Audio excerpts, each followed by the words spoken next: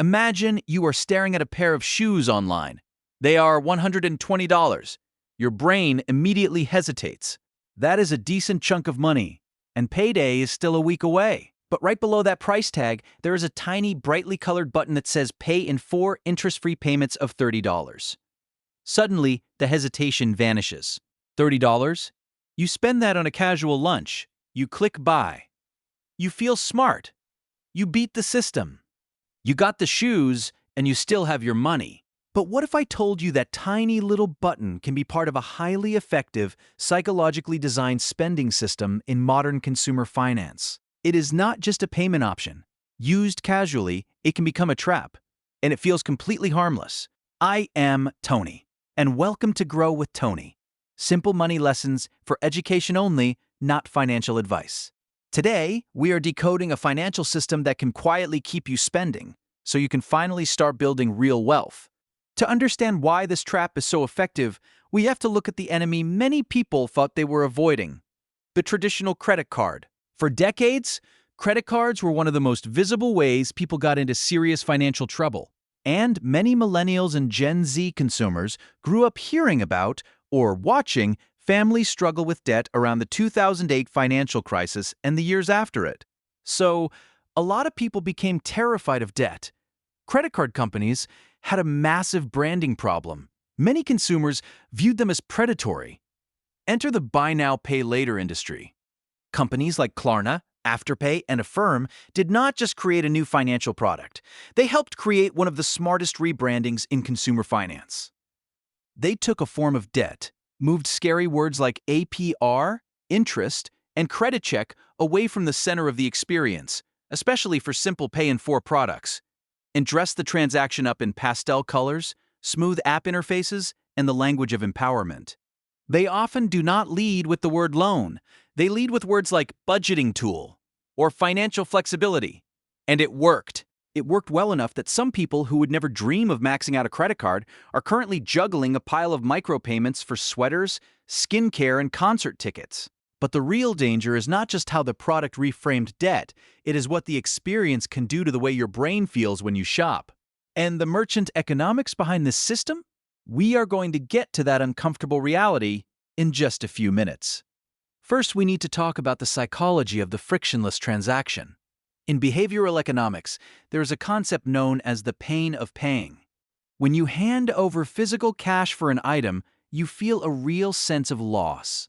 When you swipe a debit card, that pain is reduced, but it is still there because you know the money is leaving your checking account right now. Credit cards numb that pain significantly because you do not have to pay until the end of the month. But buy now, pay later can come close to anesthetizing the pain of paying. It weakens your brain's natural financial defense mechanisms. When you split a $100 purchase into 4 payments of $25, your brain does not register the purchase the same way it registers a $100 loss. It focuses on the immediate $25 loss. You get most of the emotional reward from acquiring the new item, but only a fraction of the psychological pain of paying for it. This creates a dangerous loop. Because the pain is so low, you go back for more. You buy a jacket on Tuesday, it is only $15 a week. You buy a blender on Thursday. It is only $12 a week. You buy a set of weights on Saturday. It is only $20 a week. Individually, none of these purchases seem reckless. But collectively, you are building what I call phantom debt. Phantom debt is the silent killer of the modern paycheck. If you have $5,000 in credit card debt, you know you are in trouble. You get a massive, glaring statement every month telling you exactly how much trouble you are in. But phantom debt hides in the shadows of your checking account. It does not look like a mountain of debt. It looks like a swarm of mosquitoes. It is $20 here, $14 there, $22 over there. Because these payments are often drafted from your account on a schedule, you can lose track of your future cash flow. You look at your banking app on Thursday and see $800, you feel wealthy. You feel secure. But you are not actually looking at your money. You are looking at an illusion. By Friday morning, the buy now, pay later automatic withdrawals may have hit, and suddenly your $800 is $300. Your past self has already spent your future income. You are working today to pay for the dopamine hits of 3 weeks ago. You might be thinking, well, Tony, I always pay my installments on time. I never pay late fees. I am beating the system. I am getting free financing. But are you really? Let me show you why interest-free does not always mean the system is cost-free. How do many buy now, pay later companies make money if a large share of the products are advertised as interest-free to consumers? A major part of the answer is merchant fees. When a retailer accepts Visa or MasterCard, the merchant typically pays a processing fee. When a retailer offers a buy now, pay later option, the merchant fee can be meaningfully higher, depending on the provider, the merchant, and the financing program. Industry reporting often places some BNPL merchant fees in the several percent range, sometimes higher than standard card processing. That is a serious cut of a retailer's profit margin. So why would a retailer ever agree to pay that? Because the business case for these buttons is that conversion and average order size can go up. People may buy things they would not normally buy. They add extra items to their cart because, hey, it only adds $3 to the bi-weekly payment. The retailer may make enough extra sales volume that the higher fee still feels worth it, but retailers are not charities. Those costs do not disappear. Sometimes they are absorbed, sometimes they are offset by higher sales, and sometimes they may be reflected in the broader pricing environment over time. This means that even if you pay in full with cash or a debit card, you may still be shopping inside a system whose prices and incentives have been shaped by buy now, pay later. And if you are using buy now, pay later, the financing may not be as free as it feels. The cost can be hidden in the merchant economics instead of showing up as a simple interest line on your receipt. The house still gets paid. And if you think your money is all they are after, you may be underestimating the modern shopping app. Depending on the company, the merchant, and the privacy terms, these apps can collect and analyze spending habits, purchase behavior, browsing interactions, timing, and conversion patterns. That data can be used to shape offers, notifications, and recommendations. They may not literally know that you are tired and stressed on a Thursday afternoon, but they can know when you tend to click, what price points tend to convert, and which products bring you back. So when a notification about a flash sale on sneakers shows up, split into 4 easy payments, that is not always a neutral moment. It is not an even playing field. You are dealing with interfaces and recommendation systems optimized to make spending feel easy. But the most insidious part of the buy now, pay later trap is what I call the perfect world illusion. The smoothest version of this entire system assumes that your life is going to go perfectly for the next 6 weeks. It assumes you will not get sick and miss a shift at work. It assumes your car will not need a new alternator. It assumes your dog will not swallow a sock and need an emergency vet visit. But life does not care about your repayment schedule. The moment a financial shock hits, the house of cards can collapse. When you have to choose between fixing your car so you can get to work or making your 4 scheduled micropayments for clothes you bought a month ago, you fix the car. And that is when the trap snaps shut. The automatic drafts can bounce. Your bank may hit you with overdraft fees. The buy now, pay later company may hit you with late fees.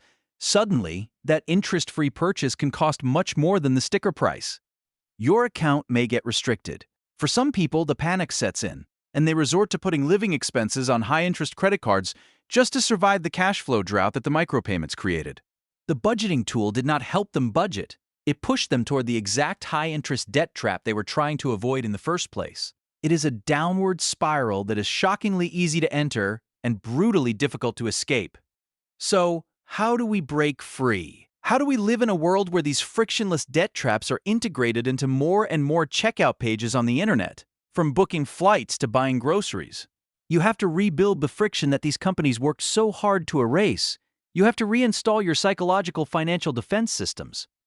The first rule is the 72-hour cart quarantine. Because buy now, pay later thrives on impulse and artificial urgency, you have to completely separate the act of wanting an item from the act of purchasing it. When you see something you want, put it in your cart, close the tab, and walk away for 72 hours. Do not negotiate with yourself on this. In that 3-day window, the emotional dopamine spike usually cools down. You transition from an emotional state back toward a more logical state. And you may be surprised how many things you thought you desperately needed on Tuesday night seem completely unnecessary by Friday morning. The second rule is the cash replacement visualization. When you are looking at a price tag online, do not look at the split payment number. Look at the total price and imagine holding that exact amount of physical cash in your hands. Imagine physically handing those crisp bills over to a cashier. If the thought of physically handing over $120 in cash for those shoes makes your stomach drop, that is a warning sign, not a green light. Do not let a digital interface trick you into spending money you would hesitate to part with in the real world. And finally, you need to adopt the zero-owed baseline. Your future income is your most powerful wealth-building tool. When you continuously carve it up and pledge it to companies before you even earn it, you are reducing the freedom that paycheck is supposed to give you. Decide today that your Friday paycheck belongs to Friday's you, not to the ghost of last month's impulses. We are living in an era where the financial traps are no longer ugly and obvious. They are beautiful, convenient, and deeply integrated into our daily routines. But once you see the strings, they are harder to pull. You take back control of your attention, your dopamine, and most importantly, your capital. So I want to hear from you. What is the absolute most ridiculous thing you have ever seen someone finance with a buy now, pay later button? Was it a pizza?